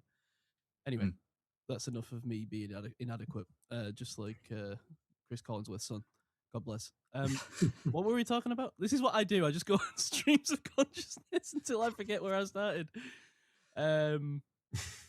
Yeah, I genuinely have forgotten where we That's started okay. with this. Okay. Anything else to say about Max Iheanachor to cover up? Gav's just be quiet so I can carry on. No, it's fine. No. I want to pass. I want to pass the ball on. It sounds to me like Rich is quite excited about our second round pick, so I think he should introduce him. Unless there's something else we want to say here. Anyone else got anything else to say? I was just saying that I was excited about Iheanachor at the time, but please Right. continue. Okay, Rich, go ahead. Yeah, Germie Bernard, solid receiver. Really liked the fact that they traded up and got this kid, and he didn't really give up that much to get him. But I haven't seen him block because I just watched some tape on him this morning. But he reminds me of Hines Ward. I sure hope he blocks like him, but really high character person too. Just supposedly just great in the locker room, great person, and you guys know that I value that. I think that's really a great trait to have in a team sport. But I really like the kid a lot. He just looks really great hands. Knows how to find spots in the zone. Like he really looked good on the tape that I watched. And to be truthful, I only watched his highlights. I didn't watch any, all of his tape to see, drops or anything like that. But from what I saw, really like him a lot. He's my favorite player that they drafted in this draft, and I think he's going to help us a lot. I see him being number 3, if not the beginning of the season, pretty quickly on. Yeah, fully agree, Rich. For me, I was very high on him in the pre-draft kind of process. When we did the original kind of wide receiver episode, like I was hammering the table for this guy. So there was a lot of like, oh, the Steelers are going to take this guy. And I was like, I really hope that comes true. And then when I saw us trade up and I was like, that's the Bernard pick. And then it happened. And then the camera kind of zoomed in on Mark and it was just a wonderful moment. But he is, if you take him for what he is, it's very important at the outset to know this is not a wide receiver 1. This is not an elite guy that's going to win in contested catch situations. He is a guy that you can use him from all different positions. A lot of the time he lines up almost as a running back or halfback. There's lots of motion, trickeration, sometimes from the slot, lesser extent on the outside. But he's a real competitor. He's a decent route runner. He doesn't naturally separate. He doesn't have that like high end blow the doors off a defense kind of speed. But he's just kind of gradual. But if you scheme him open, he will consistently do a good job for you. I think he is a chain mover. I think he's the definition of a chain mover. He's always, as you said, Rich, there or thereabouts in the zone, in the right place, ready to take the catch. He's the quarterback's best friend. He's that kind of safety valve. He doesn't have a great catch radius. I think if you put it kind of high and wide, he's going to struggle to come down with it. But if you give him a chance to catch it, I think he's a very safe pair of hands. I don't think there was that many drops on tape at all. There was his first drop of the season was against South Carolina, which was like week 6 or 7 or 8, something like that. There was a slot route, and he tried to run a slant, and he tried to get the ball and run upfield before he had control of it. But there were two clutch touchdowns in that game against South Carolina. I watched supposedly a bad game for him against the Seminoles against Florida State. Again, he was in the space, finding space in the zone really well. Caught the first two passes beautifully. Again, showing that chain moving mentality. He's a good route runner. He's got good intelligence. I think he'll do a job for you. Let your other receivers do the contested catches. Let DK Metcalf do that. Let who's the receiver we signed this season, Pittman. Um, let them guys do that. Let them run the deeper routes. Just have Bernard from the slot in the middle, just quietly taking, and this is the key kind of phrase for me, he takes what the defense gives him. And I think that in the NFL, when everybody's looking at, they talk about Drew Aller being drafted for his arm that can throw the ball 70 yards. Bernard is more like run 6 yards, run 10 yards, run 12 yards, run exactly where the chains are. And he's got an unbelievable nous of knowing where the chains are. He almost stops where the chains are, a couple of extra yards, catches the ball, and then runs for maybe 3 or 4. Move the chains, keep the game running. And that bad game, as I say, the Seminoles game was supposed to be his worst game. I actually think he was one of the only players in that Alabama team in that game that kept that ball ticking over. And the commentator used the phrase complete to Bernard again. And that's why I love this guy. Fair enough.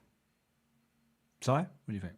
Yeah, I must admit, I think this is the guy who, for me, I think Rich said it was his favorite pick. I think this is the guy, for me, where the pickers, or my appreciation of the pick has increased the most since the draft. Because just watching some more of it, almost, and again, this probably happens every time with every player the Steelers draft, but I almost came away going, why wasn't this guy in the first round conversation? Why wasn't he? So mainly because it feels to me, and maybe this is a bit gauche to say at this point, but that he didn't do any one particular thing exceptionally, right? Like, but you Correct. look at him. I mean, he's not, he's not Jamar Chase. He's not even like a Pittman type in the sense that I wouldn't even call him like he's not going to be like a possession receiver over the middle. But like everything that he did, I thought he did really well. I mean, he play on the outside, he's got size and speed. He's not the fastest dude in the world. He's not the biggest dude in the world. But I thought he did actually make some great contested catches. He never dropped the ball. Thought he was really tough in the face of tough blocking from the. Sorry, can't speak today. I thought his toughness was great. Is what I'm trying to say. I thought his blocking was exceptional. And I think the way that you could use a guy like this, and I think this is the key, right, is that he's going to have a versatility to his usage. You touched on it, Ketts, in saying about our favorite word in trickeration, but he's not really like what you would. He's not a Tutu Atwell, right? Like he's not like the guy that you think of when you think of that word. But what he is, he's very versatile. I think he's a guy who could play the Z. He's a guy who could play in the slot. He's a guy who could do a lot of that trickeration stuff because he's kind of very agile, but also very versatile. So to me, this is a bit of like a clay piece for a Mike McCarthy offense, where he's going to say, look, we've got our outside sort of Z, DK Metcalf, big physical receiver we're going to play on the outside every down. We've got our Pittman, who's our possession receiver, who's going to catch everything over the middle of the field. This guy can do everything else. Anything else you want to draw up, anything else you want to sort of come up with, I think Germie Bernard is going to be the guy to do it. And I don't know, I don't want to go crazy, but I'm starting to think he could have like a really big rookie season. Maybe he's going to be capped a little bit. It's going to depend obviously on the QB situation. It's going to depend on how much he sees of the field in terms of, is he going to get on the field in situations that aren't 3 wide receiver sets? We'll see. But I just think the options are kind of unlimited with this guy. The ceiling's not unlimited, right? Like he's not going to blow the doors off, I think, every game with a out of this world play. He's not George Pickens. He's not Jamar Chase. So let's not get carried away. But could he be an Amon-Ra St. Brown at like a very ceiling? Maybe.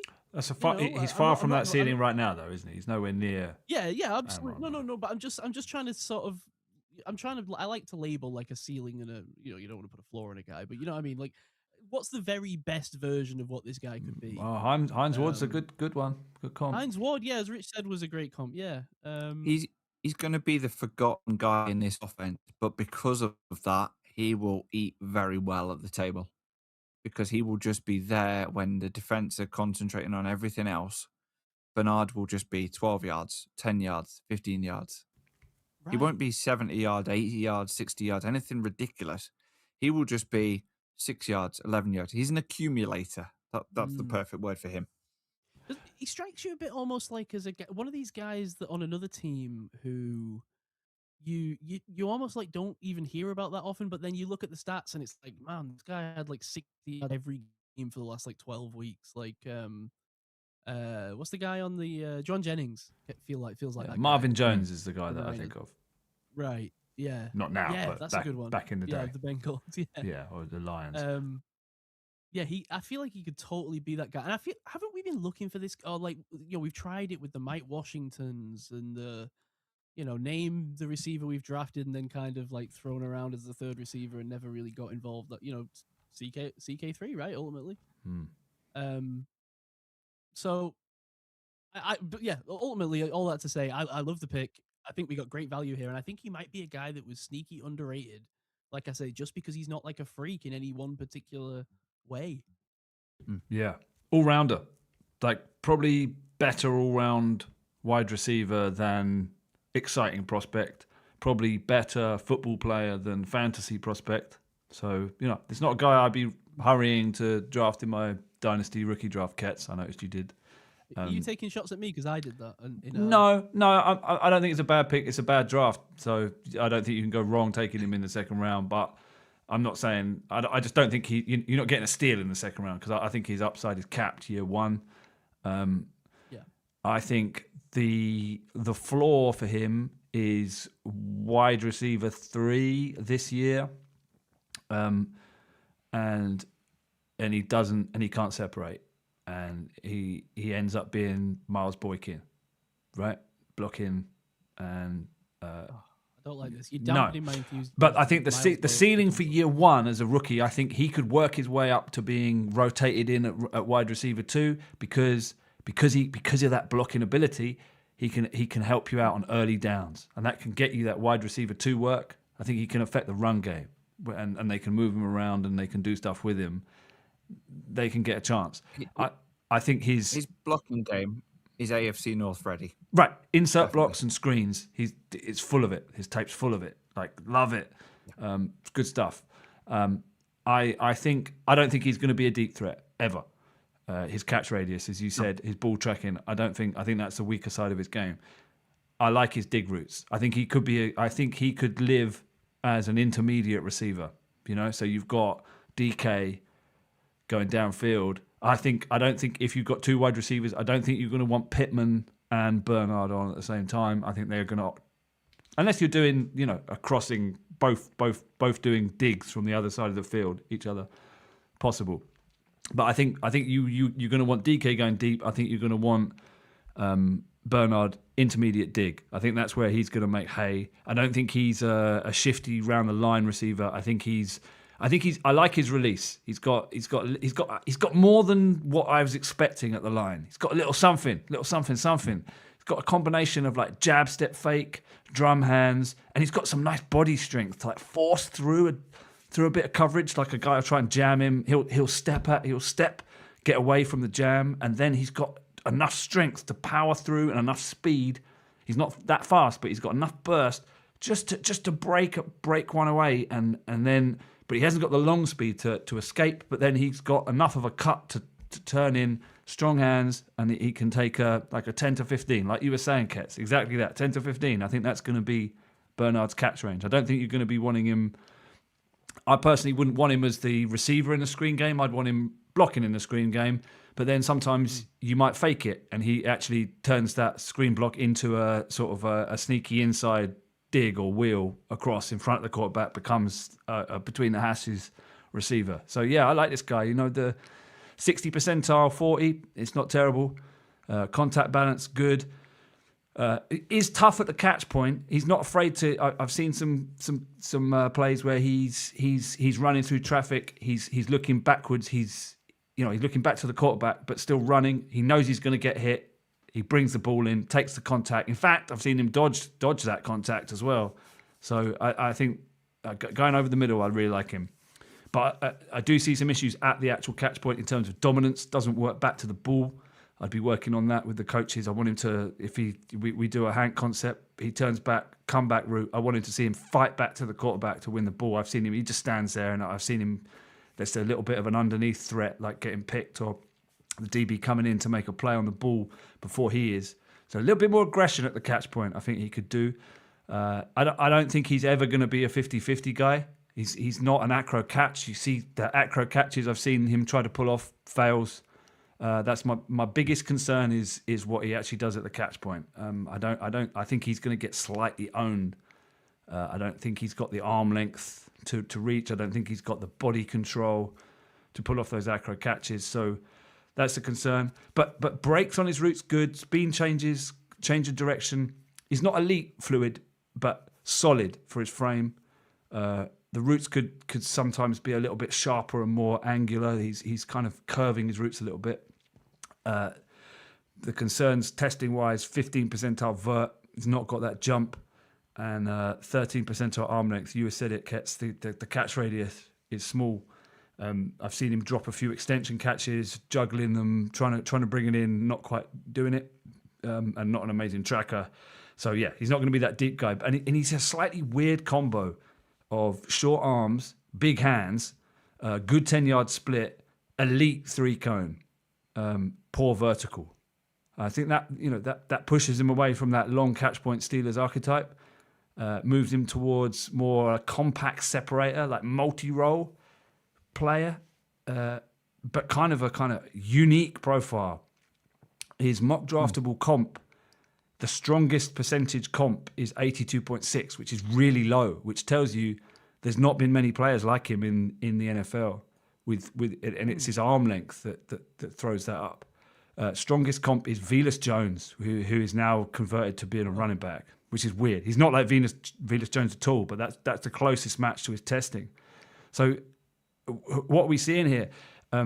Hines Ward, 5'11", 195, shorter, smaller, but also elite 3-cone, which is what Bernard had, and shuttle, and also Hines Ward, poor explosive testing, similar. So I think that comp is good. That matches Hines Ward's skills translated into longevity. Really tough, strong hands. This guy's got really tough, strong hands as well. So it's almost like he's not a receiver that's going to burn out, like AB or whatever. Maybe they burn out for different reasons, but he's a player that can give you maybe he's a player that can give you a solid 10-year career. Hines Ward. We look back on Hines Ward's career. He's a stat leader for the Steelers. But he was sort of in and out of being wide receiver one. There were seasons where he was peppered, and then there were seasons where he took a back seat. He was always a good blocker. He was always involved. He was always a target, but he wasn't. We had Plaxico Burress, Antonio Holmes, various other guys come in, Antonio Brown, take that mantle. But Ward was always there. And I think that could be the career arc for Bernard. He's always going to be there. He's got a football IQ, good player, strong, reliable, versatile, could do what the coaches want. And it's a great pick. I'm on board. But we talk about who else is close to his size. Sammy Coates is probably the closest that the Steelers have drafted in the time I've been watching. 6'1", 212. Bernard is, 6'1", 206. So very close to Sammy Coates. Very different player, though. Coates was long-armed, poor 3-cone, way more explosive.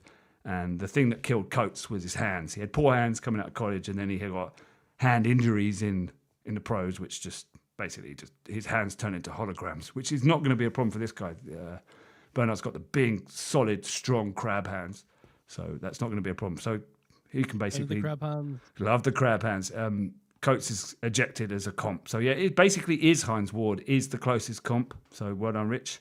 And then I was thinking, okay, the blocking. Let's check out some of the blockers we've had recently. Miles Boykin, 6'3", 220, long arms, long wingspan, way more explosive, plus athlete. You look at Boykin's profile. You can't believe he didn't turn out to be a good receiver. I mean, his mock draftable is wild, like amazing athlete. So I don't know what happened there. Allen Robinson, 6'2", 220, slow as hell. Puerto Rico, more explosive. So he's got more. He's got something different to. As I said, he's unique. He's a new cat. We've not had this guy in Pittsburgh. I don't think we've had this guy in the NFL. He's a new kind of receiver that we've not seen. He's unique and new, and I'm excited. There you go. That's my vow. You had me all over the place there. At first, you were throwing cold water on me with Miles Boykin talk, and I wanted to go back to comparing him to Hines Ward and Jerry Rice, and then you brought it all around again. Yeah, it's complicated. It's complicated. No, I don't know. Is he Miles Boykin or Jerry Rice? I think he's Hines Ward. I think Rich nailed it. Sentence one. You could turn off the tape then. How do you feel, Rich? What do you think about what I said?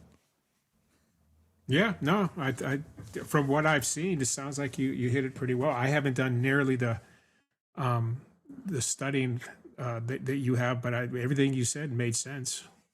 I mean, that's a useful dude, right? I was going to say, let me give you a quick. There's a YouTube account called Just the Tape, which breaks down, especially for receivers, it's really good. It gives you each game that they play in terms of their targets and receptions. And then at the end, it's just all the blocking. Go and have a watch of that last 10 minutes of blocking, Rich. I think that'll be a good time for you. But okay, cool. Good. Just picking up on a couple of things you said, Gav. Coming back to the ball when the quarterback is in trouble, I did see that in the South Carolina tape. There was a kind of decision that the refs made, and it was going to be a 4th and 1, but actually they overturned it because Bernard had caught the ball, controlled it, had a foot down, had control of the ball, and knew exactly where the chains were. So that led to a 1st and 10. Now, whether that point, and maybe this is something for me to go and have a look back at in terms of catch point aggression. I didn't specifically note that he wasn't that aggressive, but I wasn't necessarily specifically looking for that. So that's something to. Yeah, he's aggressive, but he's not aggressive at the catch point. I don't know if you play football, but sometimes it's you versus another human being to get that ball. And there were times where I just thought he didn't win that battle. Yeah. Okay. Fair enough. Just one other point to mention: his awareness. There was a ball that was batted at the line of scrimmage. Simpson kind of threw the ball. It went up in the air. And it was right in between two Gamecock players. Bernard kind of fought and made sure that ball didn't go to them. It should have been a turnover 9 times out of 10, 99 times out of 100 it would have been. But he had the kind of mental nous to make sure that, almost acting as if he was a defender, broke up that play. So I think that was a real positive result for his team as well. So that's worth kind of giving him some credit as well. Yeah, I really like this Bernard pick. I think especially, and Tom Allen kind of comments on this in the chat, he's a good complement to Pittman and DK. I think with Bernard and Pittman over the middle, in particular, let DK go deep and give a team something to worry about in terms of a deep ball contested catch. Are you going to have the safety kind of give support to the cornerbacks to keep an eye on DK? If you are going to do that, Pittman and Bernard in the middle and Muth, that could be nasty. I like the potential schematic upside of that. What do you think? Yeah, no, definitely. They've got more options at the moment. I mean, we'll see what happens when they start scheming up, and that's why I want Rodgers here, because it's much better for these players to work with a QB like him than a rookie that's making all kinds of mistakes and fading in pressure and booting out under, much better. And Rodgers' receivers are better this season as well. Right. The other thing I like about Bernard, he was the playing for arguably the most prestigious program in college football. All right, they're a bit down at the moment since Saban's gone, but still, the pressure, the fans, the situation he's brought, and he was there. He wasn't a big fish in a small pond. He's playing at the number one program, and he was their number one receiver that they would look to in all situations. So I like that. He's a leader on his team, There's some leadership, football, man amongst boys thing about him as well that I like. Out of 17 games this year, how many times do you think Bernard has the ability to be the Steelers' number one receiver in terms of yards achieved in the game? Out of what? Sorry, out of what did you say? Out of the 17 games we're going to play this season, how many times do we think Bernard has the possibility to be the number one receiver for the Steelers? In his rookie year? Yeah. 0. Give me a number and we'll put a kebab on it. I said 0. He's not going to be the number one receiver this year. 1+. I'll take that all day long. Wait, what is the? I'm struggling. What's the concept of the kebab? So, Yardage or receptions? Bernard will lead the Steelers in terms of receiving yards in at least one game this season. Oh, in one. Oh, I see. Okay, in a game. Oh, okay. Tom said 2. Tom said 2 games. No possibility he's going to leave it. I'm saying it's unlikely. No. I'm not saying it's not. It's not. I'm not saying it's impossible. I'm just saying I don't think it's going to happen. I like the kebab on over under 1 though. That's nice. I was willing to go to like 5, but I'll take it at 1. I'd definitely take you at 5.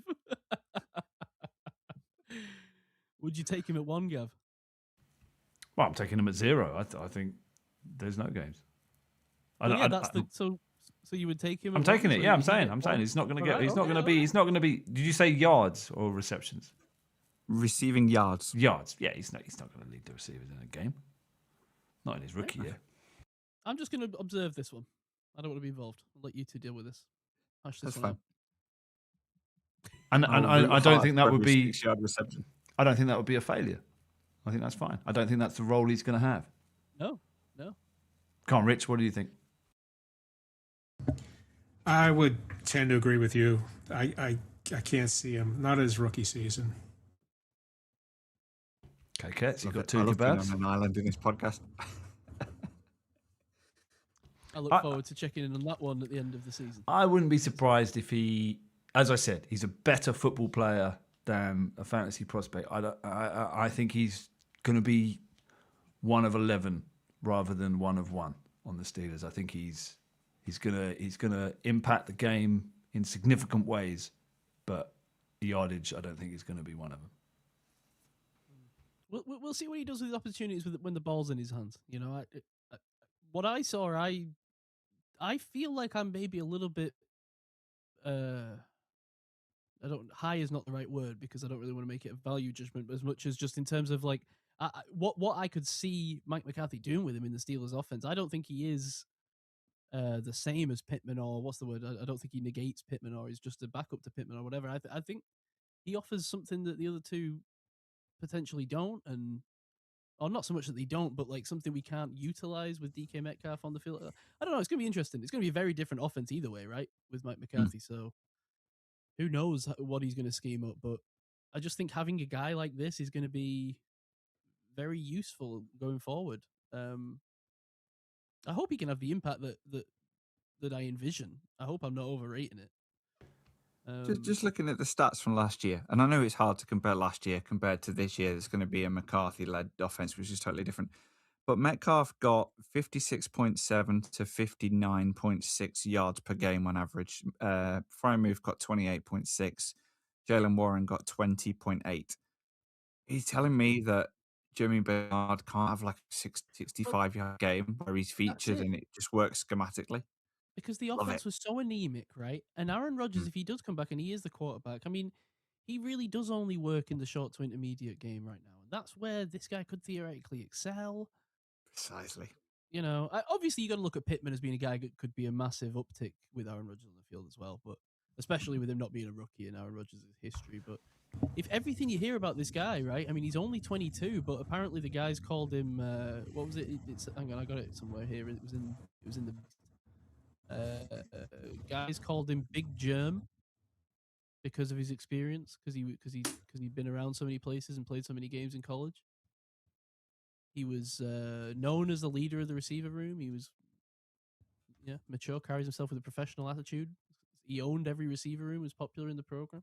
Seems like that kind of guy. And I said this last week, right? Because I was going to say this about Max Iheanachor as well. He strikes me as like a kind of a a quiet, like hard-working, like he's you know the kind of guy where like he doesn't say much, he's quiet, but like if you cross him, he's gonna like flip out.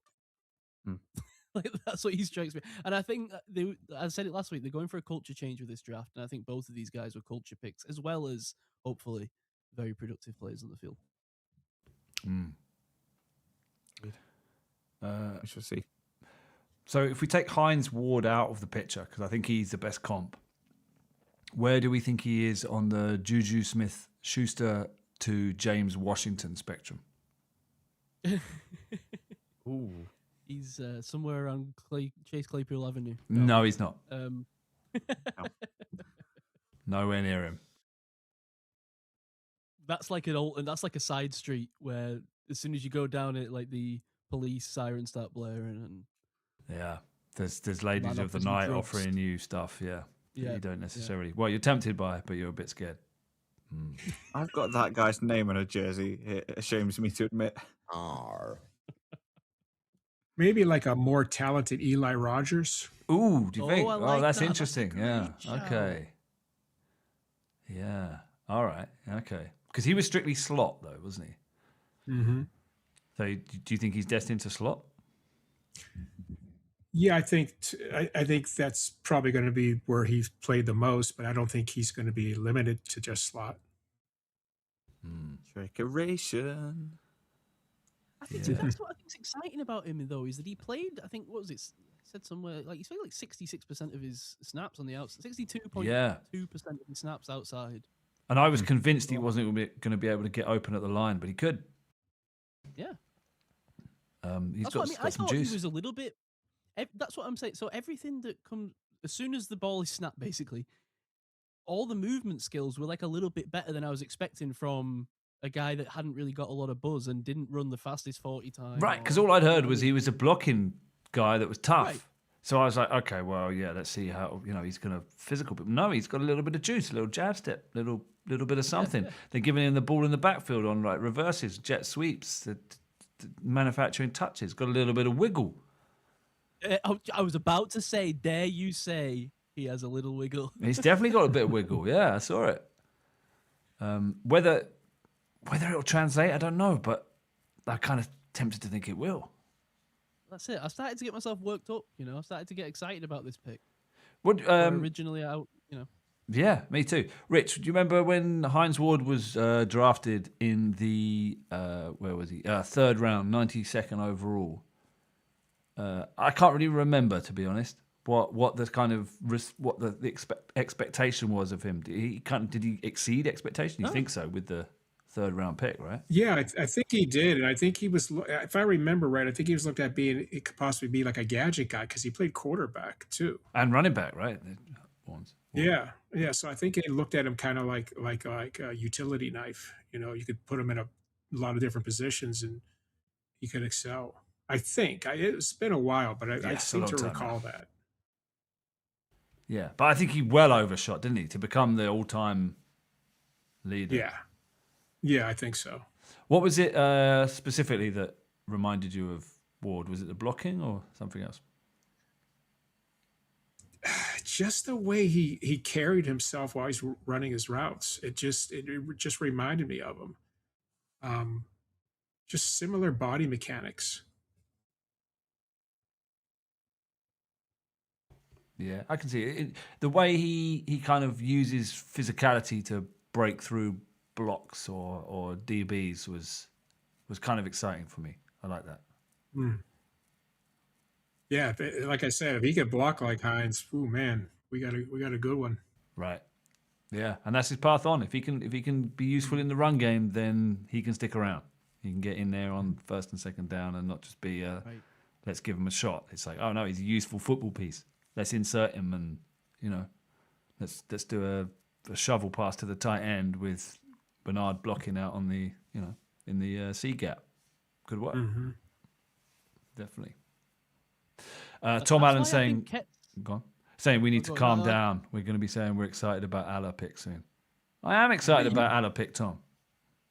I noticed this draft, kind of like almost like the theme of the offensive players drafted was they're football players. Yeah.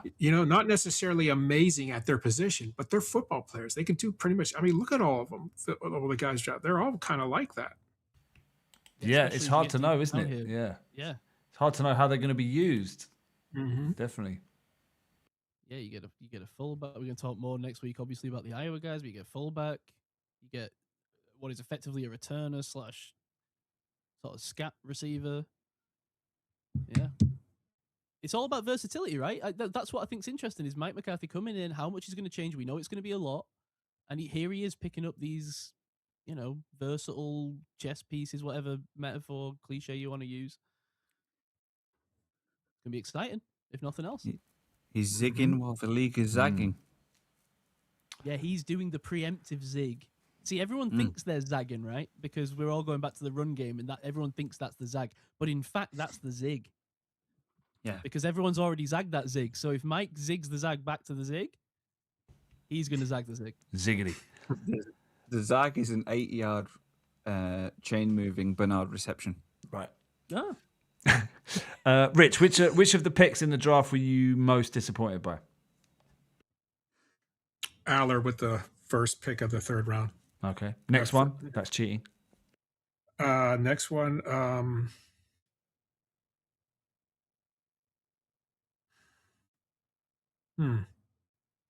I mean, I wasn't disappointed with really that many. I thought that they reached on a few. Yeah. I thought they reached on Wetjen, but if he ends up being an amazing returner, then did they? Maybe not. But I just thought they reached on a few picks. I thought it was a kind of a draft where they gambled. Yeah. I can't say I don't know much about Gabriel Rubio. I know you were high on him, Gav.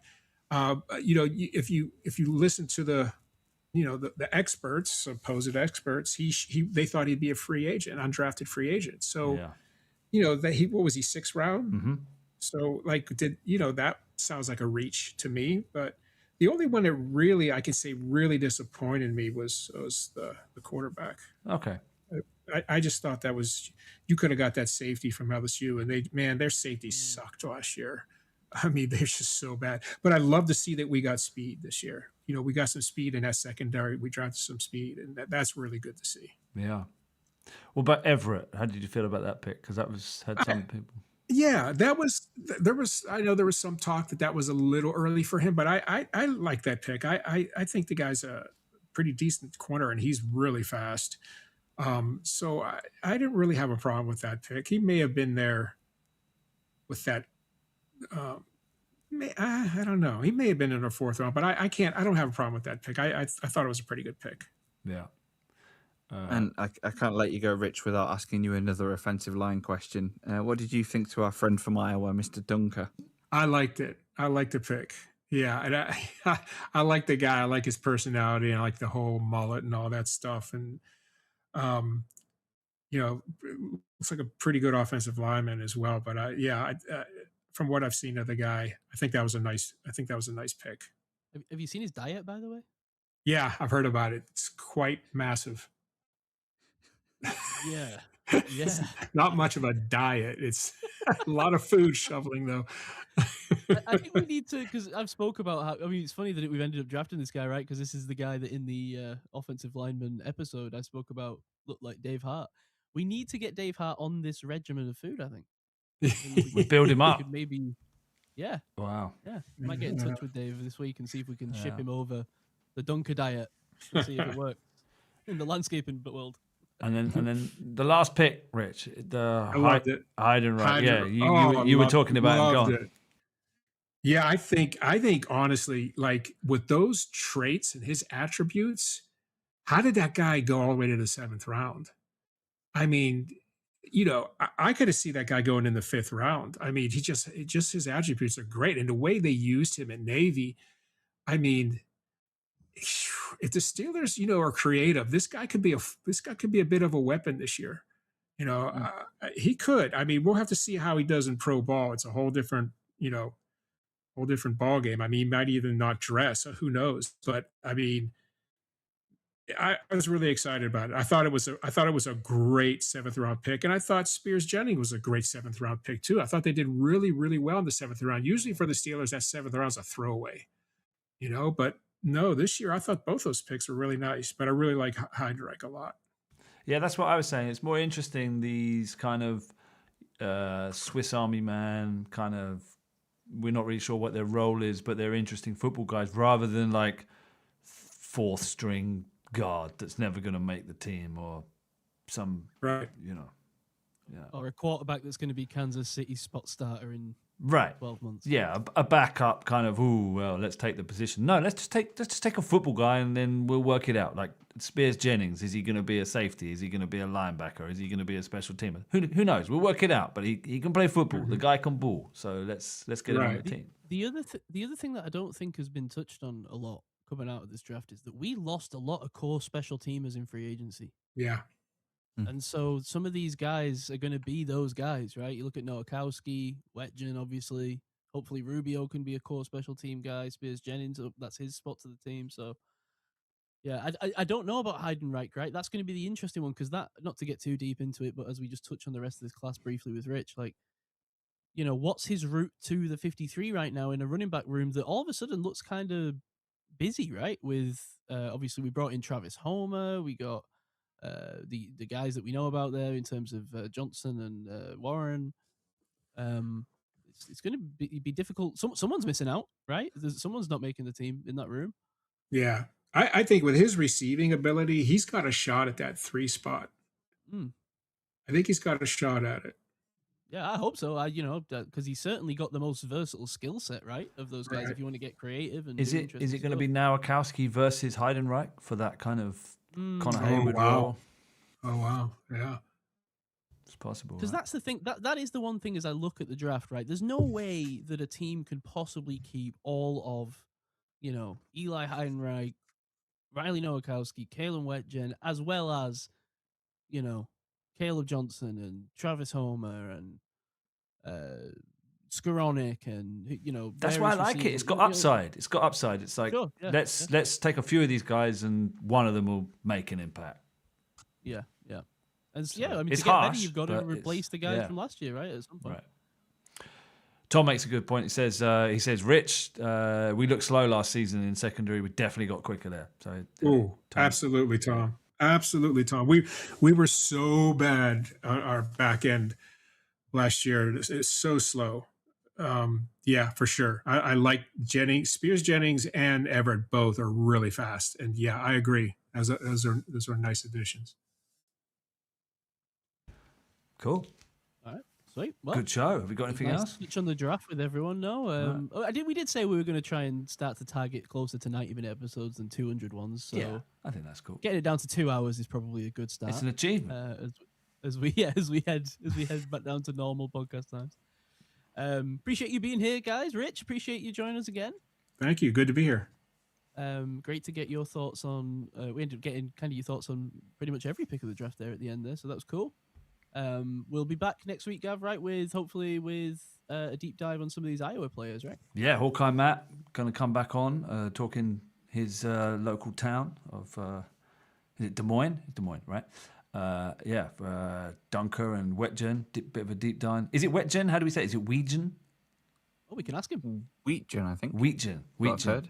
Yeah, so we'll do that. But yeah, just some scheduling things to be worked out. But that's the plan. We'll get Hawkeye Matt back on. If not, we'll do Alla and Everett. But yeah, we'll be back with another deep dive and some other stuff. Awesome. All right. Well, appreciate you all being here. Appreciate everyone in the chat. Shout out Tom and Rob and Jason, everyone else who jumped on the chat today. Appreciate you all being here. Until next time, go Steelers. See you later. Cheers, guys. Go Steelers. Nice.